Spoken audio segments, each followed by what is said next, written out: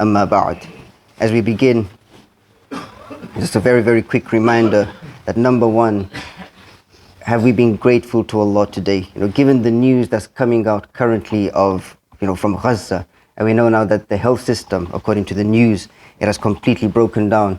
I was just looking yesterday and we're seeing people, they're saying that, when a bomb hits, you see bodies lying. And because the ambulance services now, they are not working because, there's all rubble on the road, they cannot reach the places. People are carrying these bodies to the hospitals only to find that there's no medical equipment or doctors to help them. The situation is quite bad. However, number one, when we look at we have over here, we are still in a state of afiyah. Today when we woke up again, we were able to make wudu. Did we thank Allah for every drop of water? Imagine you couldn't. We all had food last night, perhaps, maybe today. Allahu Akbar, when we go home, we'll still have. But that does not mean then that Allah is favoring us. But if we can actually come together and do what's correct and what's required of us, then that's a sign. May Allah grant us all a good understanding. So as we begin our study and we continue on the name Dhul Jalaali Wal Ikraam, the number one thing we have to do is rectify our intentions. Many a time where people will come, will say that, if the lecture is slightly to the longer side, or even when we come for the khutbahs, and then by the time we leave the khutbah, we do not remember anything that was said. Or sometimes, we'll say that there's a mental overload, there's too much of information, but that's because if you see this as information, then that's not ilm, that's not beneficial knowledge that you can implement and process, and it can enter your heart, because the intentions wasn't correct. Allah, He mentions this type of people, that when they go, they would hear Rasulullah sallallahu alaihi wasallam, but the intentions wasn't correct. So by the time they were done, but they would be asking each other, oh, what did he say? What did he say? Allah says that this is the quality of the munafiqeen. So may Allah protect us. Why are we here?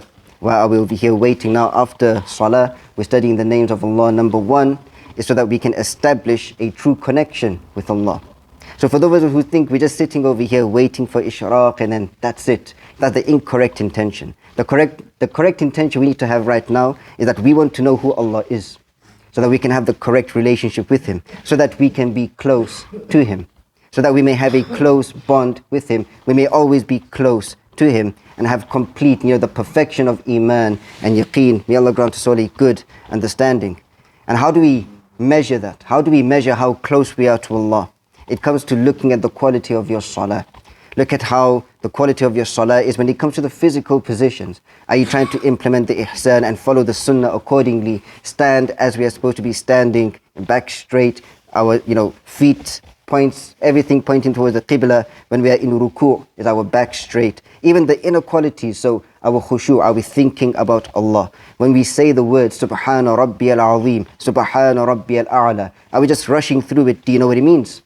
Do you feel it when you're saying, how perfect is my Lord, Al-Azim, the most great, the most important, the most intimidating, the one who always comes first, Al-A'la, the most high, the most high, subhanahu, above and beyond. Do we think about what we're saying when we are in our salah? If we are focusing on that, it's a sign then that we have true iman. May Allah grant us all a good understanding. Because Allah, He says in Surah Mu'minun, that قَدْ أَفْلَحَ الْمُؤْمِنُونَ, that the true believers are the ones who are successful in this life and the next. What is the first sign of them? الَّذِينَ هُمْ فِي صَلَاتِهِمْ خَاشِعُونَ, that they have khushu' in their salah. So it doesn't matter what's going on in your life. If you can dedicate your efforts to having khushu', then that's a sign that you're on the right track. Again, may Allah grant us all khushu', may Allah grant us all ihsan, and the ability to implement that in our salah. Also, when it comes to tawassul and our adab, when it comes to dua, Allah, He mentions when Musa alayhi salam, he made the dua against Fir'aun. The very next ayah, قَالَ قَدْ أُجِيبَتْ دَعْوَتُكُمَا, we have responded to you, فَاسْتَقِيمًا. So how do you see that response? Because sometimes the response is delayed. Allah, He will cause that response to reach you at the right time, when He knows it's the best time. But you have to do something in the meantime whilst the plan of Allah is in the works. And that is fastaqima. You have to have istiqamah. Istiqamah being consistency. You have to be steadfast upon the Quran and the Sunnah, the teachings of the Quran and the Sunnah. We have to be steadfast and consistent also with our salah, our ibadah. Istiqamah when it comes to the Sunnah, we see today there's many ways you can have, right? Many of the people, we end up abandoning certain, Sunnah practices, and then we make excuses for it. But istiqamah, it goes against that. For example, when it comes, a simple example we can give is, let's say, the beard. Today we have even some people, because they don't want to grow it, they will say that there's certain, differences of opinion in the sunnah. But when you look at the wording of the hadith, Rasulullah ﷺ simply said, don't touch it. So this is not an option. This is not something that you can implement if you want to, or something that you don't have to implement. This is a wajib. Do not touch it. It's not mustahab or, mubah or anything as such. May Allah grant us all a good understanding. So to have istiqamah upon that. Because we see today people, they will grow it just for style. We see today the current trend, people, they grow the beards. But what's the niyyah behind it for us? We're sticking to the sunnah. We're having istiqamah upon that. May Allah grant us all istiqamah. Allahumma razuqna al-istiqamah. Also, he also mentions in Surah Baqarah, فَلْيَسْتَجِيبُوا لِي وَلْيُؤْمِنُوا بِي لَعَلَّهُمْ يَرْشُدُونَ. That Allah, He will respond to your du'as when you make it, yes. But if you want to see that response, then you also have to respond to Allah. Respond to the commands of Allah and His Messenger. Respond to what they are commanding you to do. May Allah grant us all consistency. May Allah grant us all a good understanding. And so to go over a quick recap, today we're going to be going over further linguistic analysis of the name or the concept of Jalala. To go over it, the origin of this name or the word is Jalala, and it comes from the root Jim, Lam, Lam. And its meanings are shared with many other names. Of the meanings is to be majestic, to be esteemed, to be great, to be independent, to be powerful and mighty, to be holy and pure, to be splendid in essence and in action, to be above anything that is unbefitting of one with majesty and honor, to be dignified, to be respected, to be revered, to be venerated, to be important, to be one of eminence. These are just certain meanings to Jalala or Dhul Jalaali Wal Ikraam or Al-Jalil.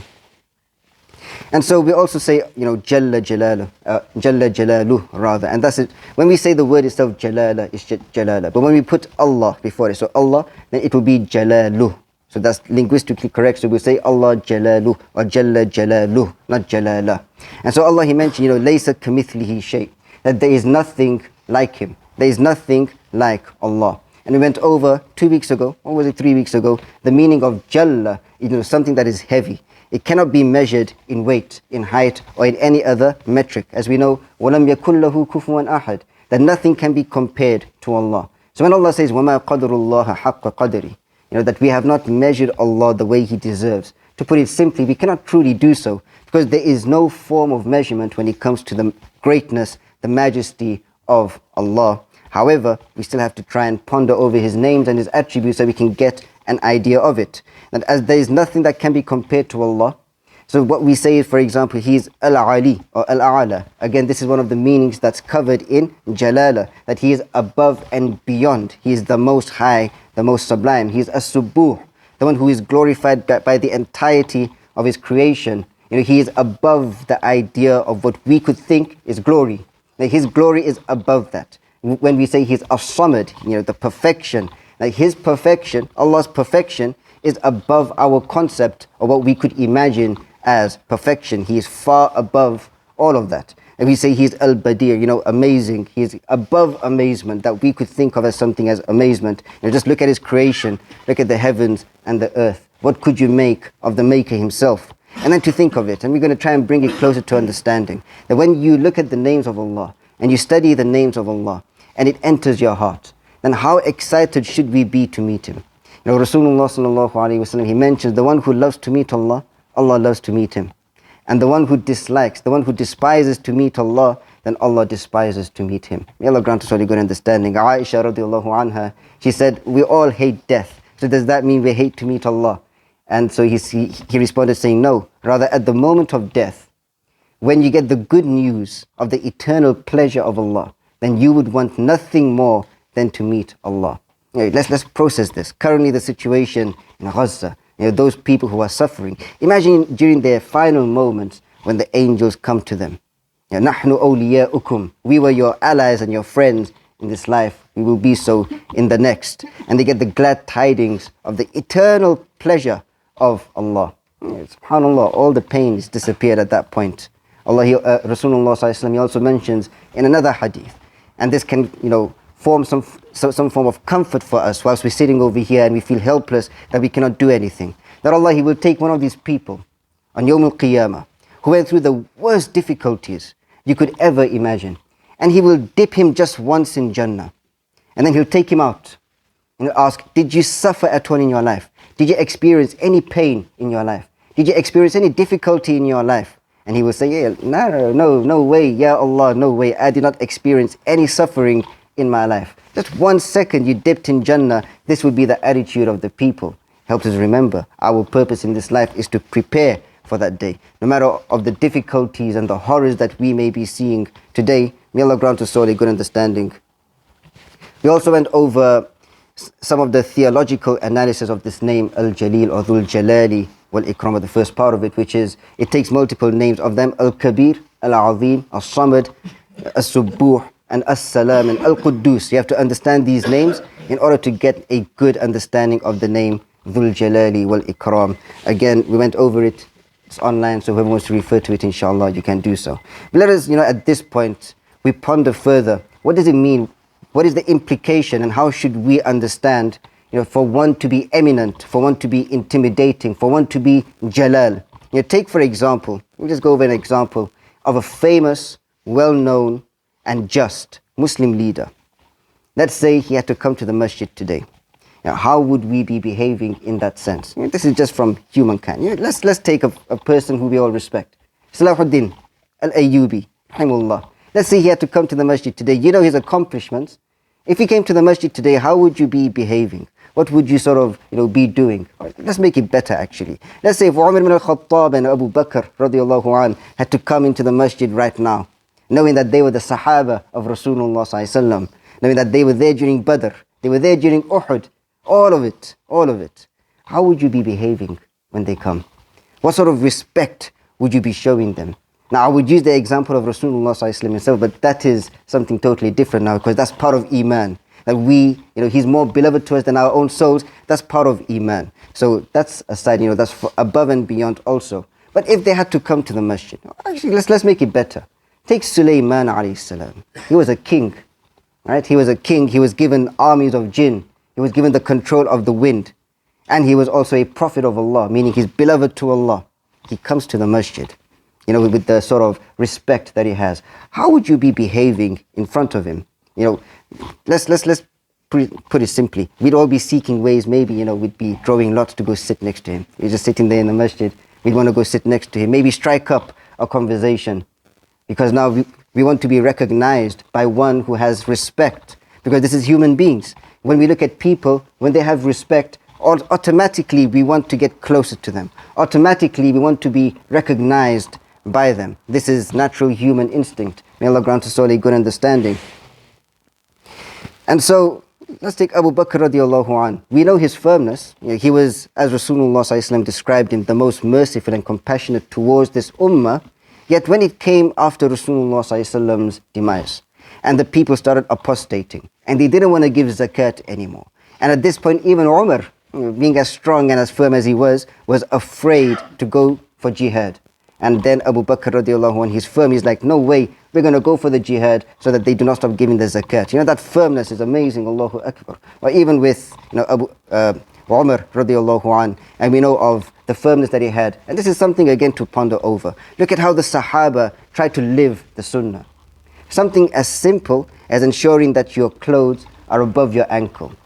This was after Umar radiallahu anh was stabbed. He was on his deathbed. Moments before he goes, a youngster comes to him to pay his regards, and he sees that his clothes is beneath his ankle. And so he says, young man, lift it up, fulfill the Sunnah.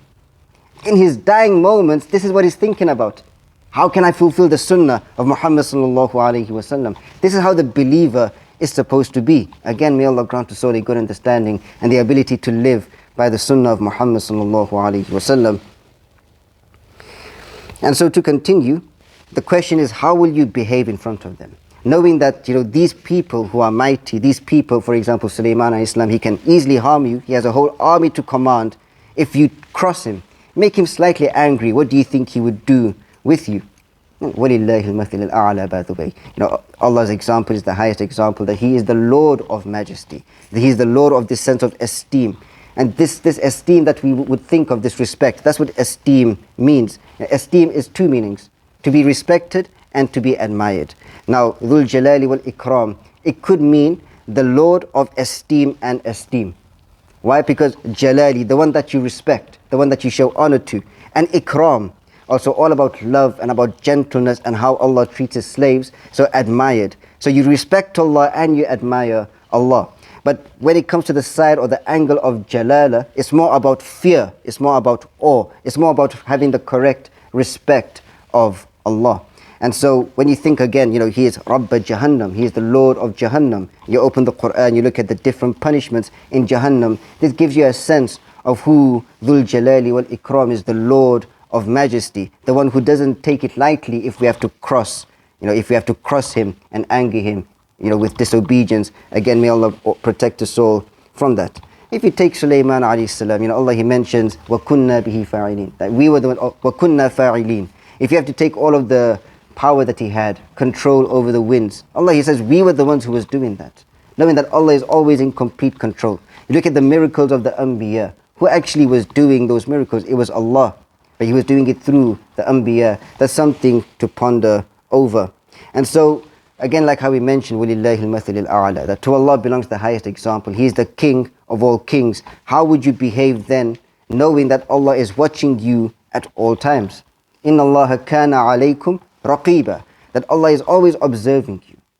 Now, raqiba, it's got a slight meaning to it where you're now in a state of fear.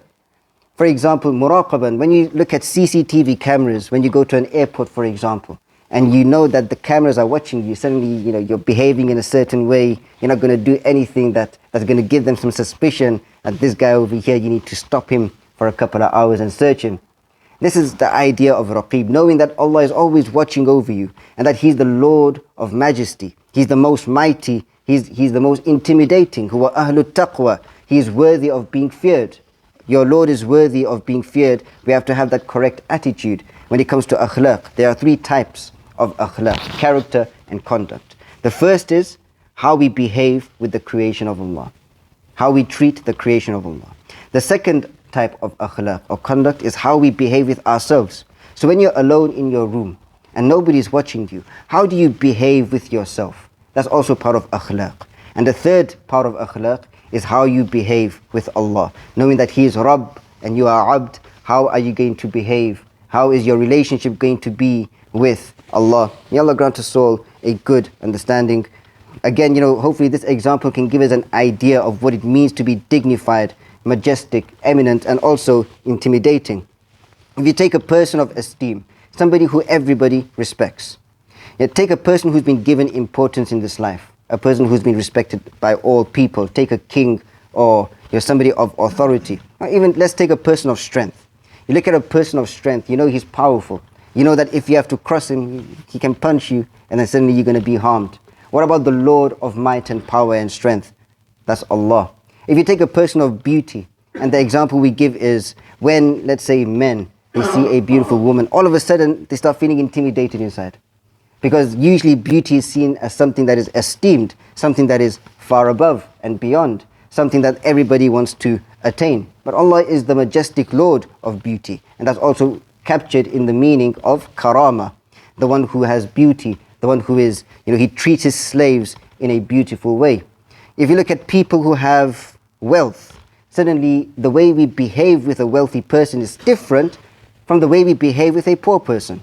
If you take a poor person, would you be expecting any attention from him? Unusual, obviously, Islamically, we do. Islamically, we pay even more attention to the downtrodden. It's like in Islam, we pay more attention to those who are poor. But if you look at the vast majority, if there's a poor person, they will not even consider him. Why? Because he doesn't command that very same respect as a wealthy person sitting next to him. If you take a wealthy person sitting next to him, would you do anything to upset that person? No, because you know that any chance of you attaining some of that wealth, it's gone.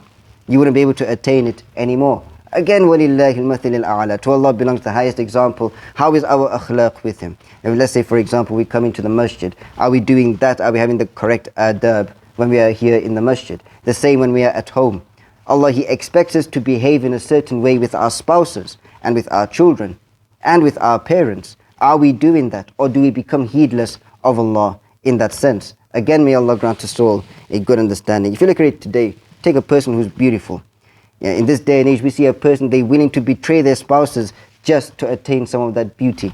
How then should we be in trying to attain closeness to Allah? And that's the purpose of this example. Is that if the people, knowing how humans are, if a person has respect or authority, and sometimes a person is not deserving of authority, a person is not deserving of being a leader of the people, but just because he is in that position of leadership, we'll see that the vast majority are willing to bend over backwards and lick his boots just to attain some favor from him. Likewise with wealth, because people are always trying to be close to this. Allah is the Lord of wealth, and part of Jalala is the one who's completely independent. Allah, He mentioned at the end of Surah Shams, is that وَلَا يَخَافُ عُقْبَاهَا, that when He destroyed the people of Thamud, and He doesn't fear the consequences. If Allah has to put everybody in Jahannam, who is there that can challenge Allah? Who is there that can stop Allah when He's the irresistible? And so the idea again of complete independence, this also plays a part in the concept of Jalala, of majesty. And so Allah, He mentioned in Surah Rahman that وَلِمَنْ خَافَ مَقَامَ رَبِّهِ جَنَّتَانِ, that whoever feared the position of his Lord, and the other meaning is whoever feared standing before Allah, then for him will be 2 gardens. Again, this shows the side of karama, of the vast generosity of Allah. That if you fear Allah, He won't give you just 1 Jannah, He'll give you 2 Jannatan, He'll give you 2 Jannahs. You fear Allah, He gives you 2 rewards. Allahu Akbar. Again, that's showing having the correct fear of Allah and having or expecting the best rewards from Allah. That Allah is the most important. What does this mean for you? That you have to place Allah first in your life, no matter what. Maybe you're with your friends, and you know that your friends, they're going to gossip perhaps. Or they're going to say things that are not appropriate. They're going to use vulgar language. Or they're going to go to places that you're not supposed to be. The shisha houses, for example, or the pubs and the clubs. Are you going to place them before Allah, knowing that He's Dhul Jalaali Wal Ikraam, knowing that He's the Lord of Majesty? Then it shows then that these people who do this, we do not have a good understanding of the majesty of Allah, that He's the most wealthy, He's the Lord of authority. If it's a person, we want to be close to them. Yeah, but many of the people, we don't want to be close to Allah. It shows that we need to study the names of Allah, that He is the most esteemed. He is the Lord of wealth, He is the Lord of might, He is the Lord of power, He is the Lord of strength, He is the Lord of everything, the highest. SubhanAllah, everything that could, a human being would want in a being or an entity to be close to Him, Allah possesses all of it. And so we have to have the attitude that we want to be close to Allah. We were also mentioning in the past, when it comes to dua, the very first reason you make dua is because you want to be close to Allah. Thereafter, you want the response from Allah. Which one, when you look at the names, which one came first? Al-Qareeb or Al-Mujib? Al-Qareeb came first. Ya Qareebul Mujib, we say in our du'as, oh you who is close, the one who always responds. And this teaches us the very first intention that you have when you raise your hands to make dua, or when you are in sujood, is that you want to be close to Allah first. When you are close to Allah, then you can expect Allah to give you what you're asking for. When you are close to Allah and you are beloved to Allah, He mentioned in the hadith that for His wali, those who are close to Him, whatever they ask Him for, He will definitely give it to them. And He uses the emphatic lam here, meaning without a doubt. May Allah grant us all a good understanding. Again, to get an idea, take some ayat in the Quran of the majesty and the might of Allah.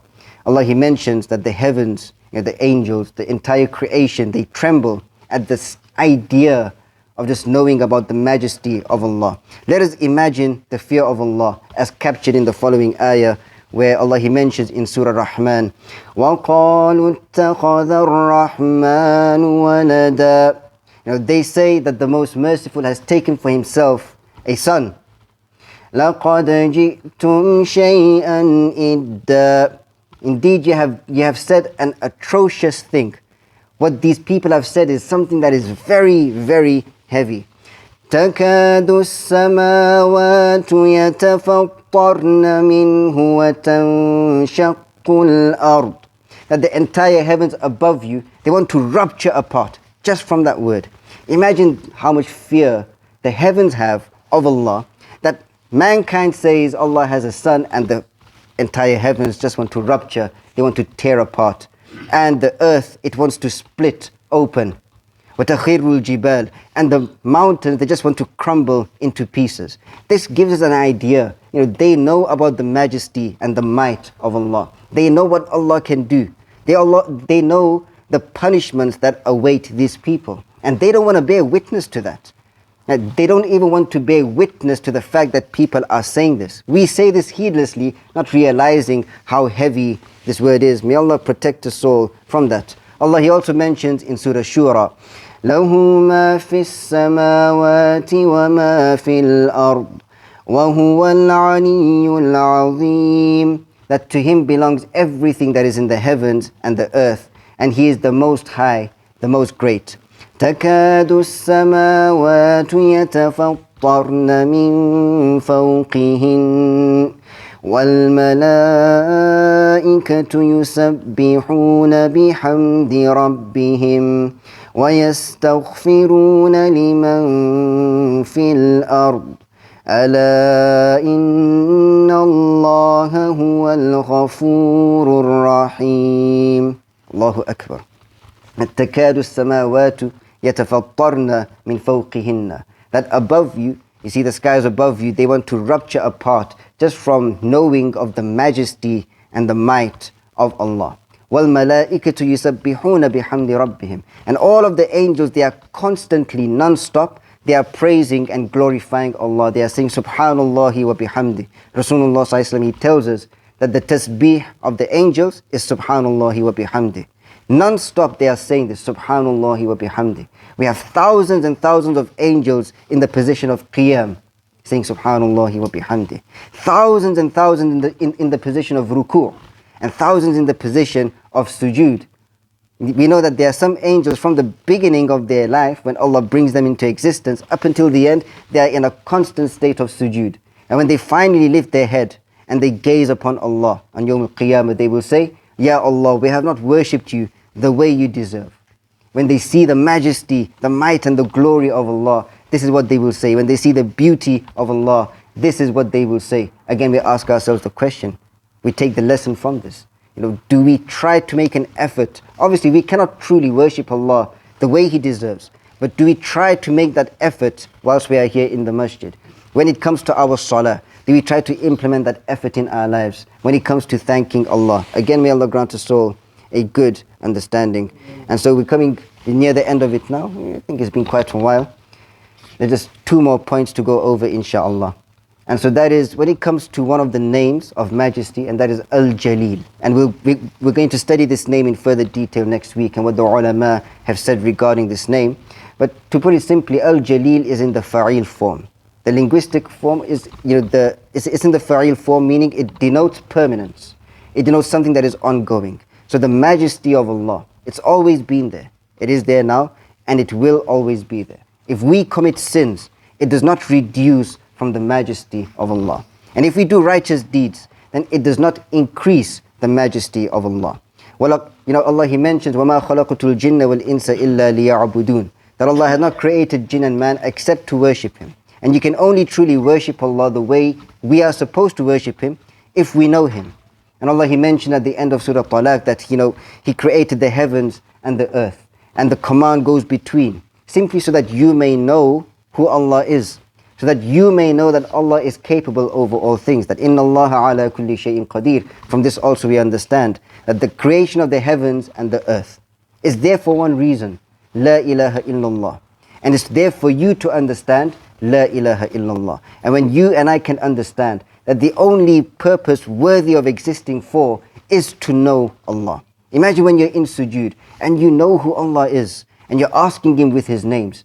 You want to be close to Allah. You want to feel the rahmah of Allah. You want to feel the majesty of Allah when you're in sujood. That is the only purpose worthy of existing for. The only reason worthy of existing for is to know Allah and to worship Allah. And if that purpose is not there, then life is meaningless. Life is absolutely meaningless. As Allah says, وَمَنْ أَعْرَضَ عَنْ ذِكْرِي فَإِنَّ لَهُ مَعِيشَةً ضَنْكَ. For those who turn away from the remembrance of Allah, then for them is a miserable life, because they have no idea who Allah is. And so we also come to the final topic, which is ikhlas, which is how to have the correct ikhlas. And again, when studying the names of Allah, it should help us perfect our ikhlas. And we look at the greatest names of Allah. You take Dhul Jalaali Wal Ikraam, and also Al-Hayy and Al-Qayyum, and also Al-Ahad and Al-Samad, and Ar-Rahman and Ar-Rahim. This defines the relationship between Rabb and Abd. This defines the relationship, or the concept of Tawheed Rububiyyah and Ilahiyyah. If we can understand this, then we can walk the path of perfecting our ikhlas. We can walk the path, the mustaqim, the straight path. And how is that? So if you take the name Al-Ahad and Al-Samad, the bond or the relationship between Abd and Rabb, or from Abd to the Rabb, is that you worship Allah alone, knowing that He is Al-Ahad, that He is the only one.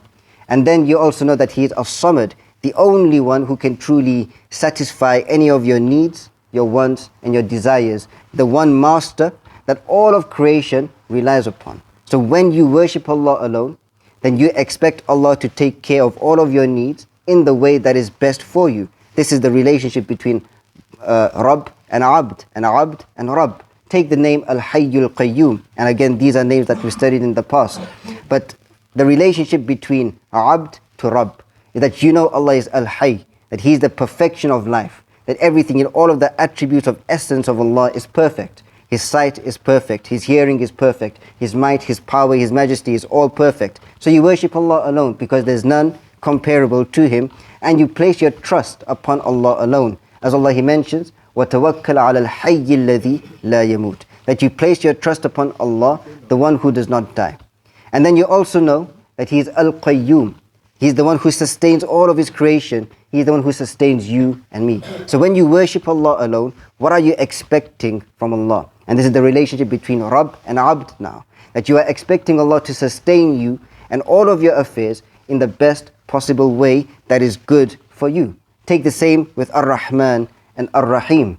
That you know that your Lord is Ar-Rahman, so you worship Him alone because nobody else can be Ar-Rahman. And then He's Ar-Rahim, the bestower of mercy, so you are expecting rahmah from Allah. And so we implement this. This is ikhlas. You worship Allah alone, you are expecting Allah to have mercy upon you, to embrace you with His rahmah. And the same with Dhul Jalaali Wal Ikraam, that you realize that Allah is the Lord of Majesty. Anything that the human could desire, Allah is the possessor of it. So you worship Allah alone. And then what are you expecting from Allah? The relationship from Rabb to Abd. What are you expecting from Allah is karama. For Allah to treat you like a guest. For Allah to treat you, to place value upon you, and to be generous with you. Again, when we implement our salah, we should be thinking about this. The moment we begin our salah, it's like you're worshipping Allah, you're realizing that He's the most majestic. And you're also wanting Allah to treat you in a beautiful way. You want Allah to treat you with the karama that He has. And so, may Allah grant us all the perfection of ikhlas. I think it's been 30 minutes, so we'll keep it over there. And next week we'll continue further with the study on the other angle, which is all about karama, the generosity of Allah. May Allah grant us all a good understanding. May Allah grant us all the ability to implement this in our lives, and the ability to always worship Him upon ihsan, which is upon excellence, upon beauty. Allahumma